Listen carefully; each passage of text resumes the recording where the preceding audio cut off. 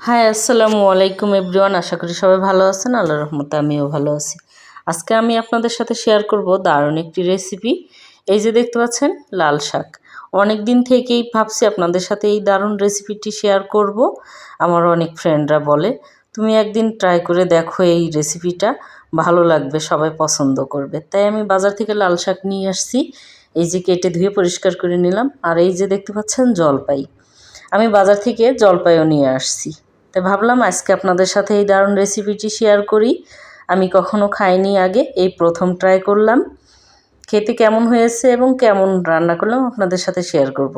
এই যে আমি সব কিছু কেটে ধুয়ে পরিষ্কার করে নিয়েছি। জলপাইগুলোও কুচি কুচি করে নিয়েছি, সাথে রসুন একটু থেতো করে দিয়েছি, পেঁয়াজ কুচি আর কাঁচামরিচ। আর কোনো মশলা লাগে না এই রান্নাতে, একদম সাধারণ সিম্পল।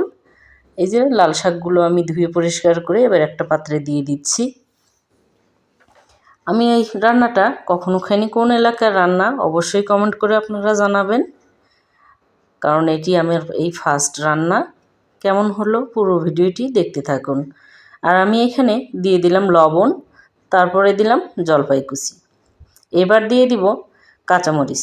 কাঁচামরিচগুলোকে আমি আগেই দিয়ে দিচ্ছি, কারণ এই কাঁচামরিচ আমি তেলে দেব না। তেলে দিলে এর বিচিগুলো সারা সবজিতে ছড়িয়ে যাবে, আমার বাচ্চারা পছন্দ করবে না। তাই আমি একটু আগেই অল্প করে কেটে দিয়ে দিয়েছি, সাথে দিয়েছি পেঁয়াজ কুচি আর একটু রসুন থেতো করে দেওয়া। এই যে দেখুন ঢাকনা দিয়ে কিছুক্ষণ পরে ঢাকনাটা তুলে করলাম। আমি কিন্তু এখানে কোনো পানি ব্যবহার করিনি, সরাসরি একটু লবণ, কারণ শাকটা ধোয়ার সময় ওতে পানি পানি ছিল, ওই পানিতেই সিদ্ধ হয়ে যাবে। এই যে জলপাইগুলো কিন্তু সিদ্ধ হয়ে কালার পরিবর্তন হয়ে আসছে। আর একটু নেড়ে দিচ্ছি, এই যে পানি ওঠা শুরু হয়েছে। আর একটু ঢাকনা দিয়ে আমি রান্না করে নিচ্ছি। কিছুক্ষণ পরে ঢাকনা তুলে দেখুন এতে পানি কিন্তু উঠে গেছে। আমি কিন্তু আগেই বলেছি কোনো পানি ব্যবহার করিনি। আর জলপাইগুলোও একদম সিদ্ধ হয়ে সফট হয়ে আসছে দেখলাম। আর কালারটাও সুন্দর আসছে, সেন্টও দারুণ।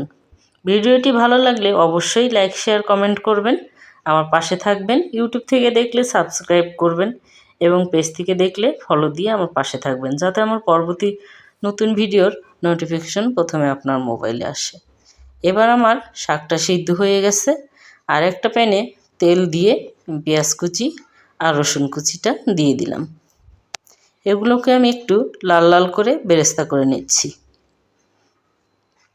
এই যে দেখুন কালারটা পরিবর্তন হয়ে আসছে, বেরেস্তা হয়ে গেছে। এবার আমি ওই সিদ্ধ করে রাখা শাকটা দিয়ে দিলাম। আর একটু নেড়ে চেড়ে রান্না করে নিলেই হয়ে যাবে আমার দারুণ মজার জলপাই দিয়ে লাল শাক। আর এই রান্নাটা আপনারা কে কখনো খেয়েছেন কি না অবশ্যই কমেন্ট করে জানাবেন। আর কোথা থেকে দেখছেন কমেন্টে বলবেন।